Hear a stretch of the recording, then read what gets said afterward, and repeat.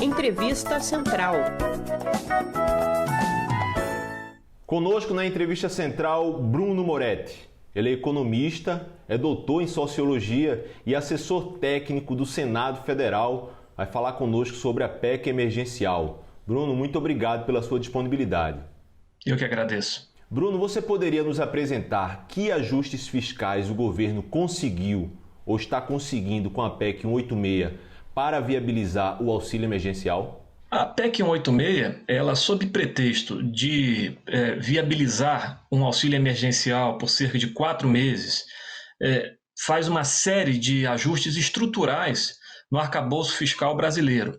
Entre esses ajustes, ele prevê o uso de uma espécie de subteto do teto de gastos, quando a despesa do teto for 95% dela obrigatória, e alcançado esse indicador, a União ficaria com uma série de vedações de despesa. Por exemplo, não poderia reajustar o salário mínimo acima da inflação, os benefícios do Bolsa Família acima da inflação, não poderia reajustar salários de servidores públicos, mesmo os que estão na linha de frente do combate à pandemia, mesmo que apenas para repor a inflação. Então, há uma série de vedações à despesa que, na prática, piorarão ou segurarão a capacidade do Estado brasileiro combater crises sanitárias, econômicas e assim por diante. No fim das contas, você acaba amarrando ainda mais o arcabouço fiscal brasileiro, as regras fiscais e orçamentárias brasileiras, proibindo praticamente que o Estado tome providências, não é, para combater uma crise, para proteger as pessoas mais vulneráveis durante as crises. A oposição lutou muito contra a PEC 186. Quais foram, digamos, as vitórias parciais da oposição? Como eles disseram, a desidratação do que o governo queria? As oposições, como você falou, tiveram vitórias importantes no Senado e na Câmara. Entre elas, eu listaria as seguintes. A gente conseguiu suprimir do texto o fim dos valores mínimos obrigatórios de aplicação em saúde e educação. Isso seria uma barbárie, não é? O SUS já é, por exemplo, tão subfinanciado, a situação pioraria, a educação também.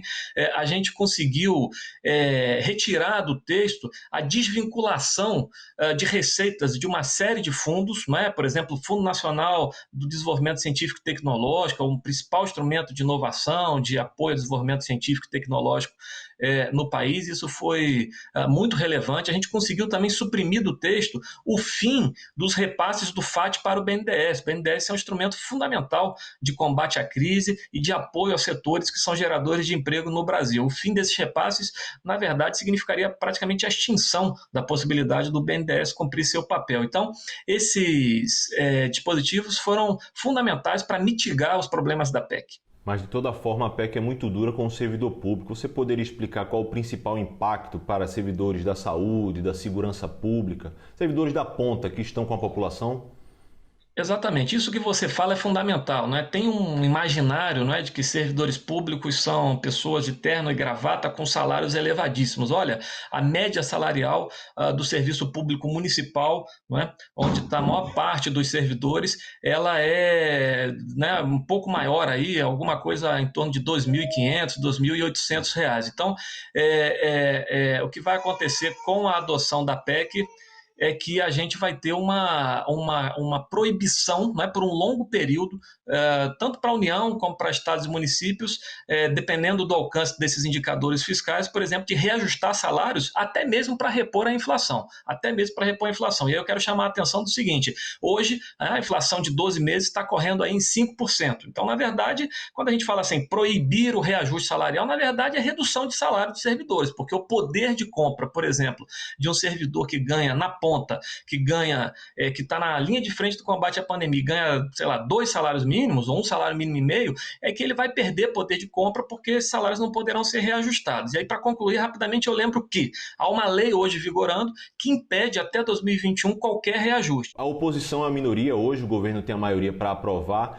Você imagina que sindicatos, associações, federações podem questionar na justiça a PEC quando ela for completamente aprovada ou quando ela estiver vigorando? Tem diversos aspectos da PEC que, além dos problemas de mérito, envolvem aí questões jurídicas fundamentais. A gente já falou da questão da autonomia federativa, né?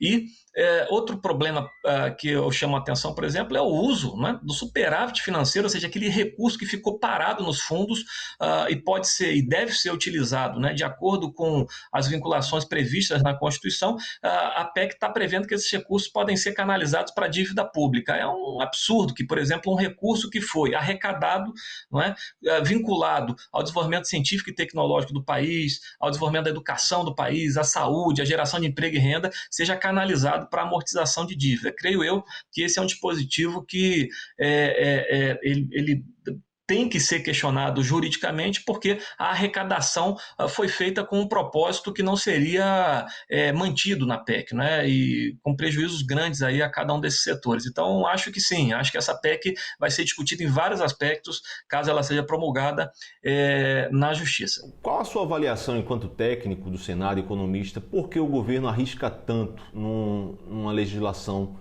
tão estrutural em tão pouco tempo que pode ser questionada no futuro? Essa PEC, ela reflete uma escolha ideológica do governo. Como eu disse antes, no curto prazo, essas medidas de vedação das despesas, de contenção das despesas, já estão todas funcionando por conta de uma lei aprovada no ano passado. Então, sinceramente, essa PEC estava no Senado desde 2019. É curioso, né, a gente chamar de emergencial uma PEC que estava parada desde 2019. E acho que a oportunidade, né, de aprovar uma flexibilização das regras fiscais para pagar o auxílio emergencial, ainda que seja num valor baixíssimo, né, 44 bilhões, é muito pouco frente, por exemplo, ao que foi pago ano passado, cerca de 290 bilhões, em meio a uma crise sanitária e econômica sem precedentes. O governo aproveita essa oportunidade de flexibilização fiscal para aprovar uma reforma estrutural, para reafirmar uma visão, né, de que você usa regras fiscais não, por exemplo, para garantir a sustentabilidade fiscal, como se quer dizer, mas, na verdade, para materializar a sua visão de redução dos serviços públicos e do Estado.